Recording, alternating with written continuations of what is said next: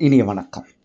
தகையான குருத்தல் என்ற அதிகாரம் 109ங்க. அதில் நம்ம பார்க்க போகிறது 3வது குறள். காமத்துப்பாலிலே நம்ம எல்லாரும் கட்டாயம் படிக்க வேண்டிய ஒரு அற்புதமான அதிகாரம்.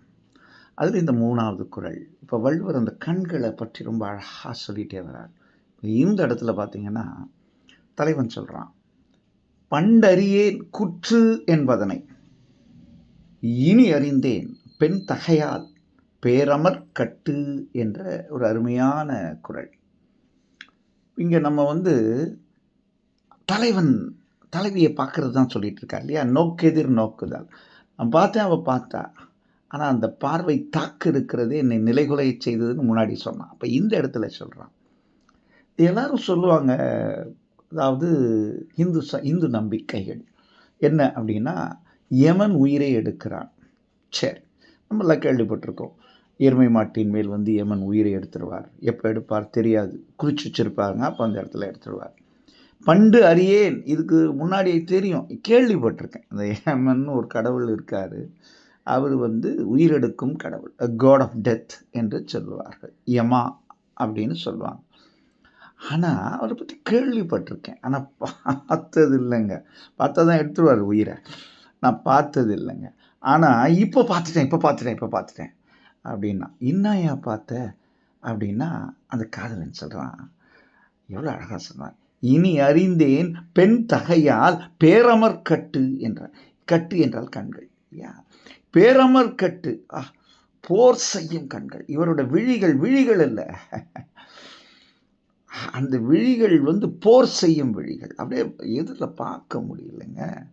நானே ஒரு வீரன், ஆனால் அந்த போர் செய்யும் அந்த கண்களை என்னால் பார்க்க முடியல. பெண் தகை என்றால் பெண் அழகு என்று. இந்த அழகிய பெண்ணினுடைய அந்த விழி, போர் செய்யும் விழிகளிலே யாரை பார்த்தேன்? அந்த யமனை பார்த்துட்டு. ஏன்னா அந்த யமன் உயிரை இருக்கான், இவ என்னையே எடுத்து விட்டாள், என் உயிரை எடுக்கிறாள் அப்படின்னா என்ன அர்த்தம்? என்னை கவர்ந்து விட்டாள்.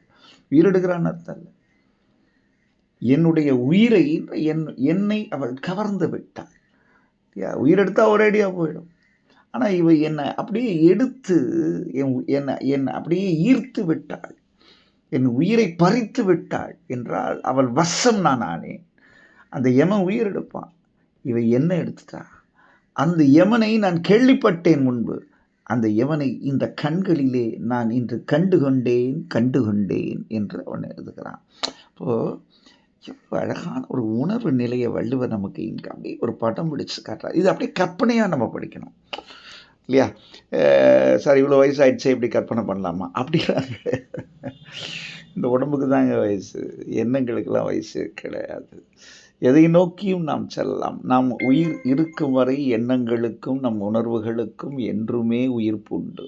இந்த காதலனோட அந்த ரசனையைத்தான் நம்ம ரசிக்க கற்றுக்கணும். எவ்வளவு அழகான ஒரு கவித்துவத்தை இங்கு வள்ளுவம் படைத்து காட்டுகிறது. இதெல்லாம் ரசிக்க ஆரம்பித்தாலே வாழ்க்கை சுவைக்கும் இல்லையா? அதுதான் இங்கே அந்த இளைஞன், அந்த வீரன், அவனுடைய அவளின் போர் செய்யும் கண்களிலே தன்னுடைய உயிர், அதாவது தன்னையே வசப்படுத்தும் அந்த யமனை அங்கு கண்டு கொண்டான். உயிரெடுப்பவன் யமன், இவள் என்னையே ஈர்த்து அவளுள் வைத்து கொண்டாள் என்பதை மிக அழகாக, மிக நுட்பமாக, மெல்லிதிலும் மெல்லிதாக இந்த உணர்வுகளை தூண்டும் அந்த வள்ளுவச் சொல்லை நாள்தோறும் ரசிப்போம், கேட்போம். இந்த நாள் இனிய நாளாக. வாழ்த்துக்கள். நன்றி.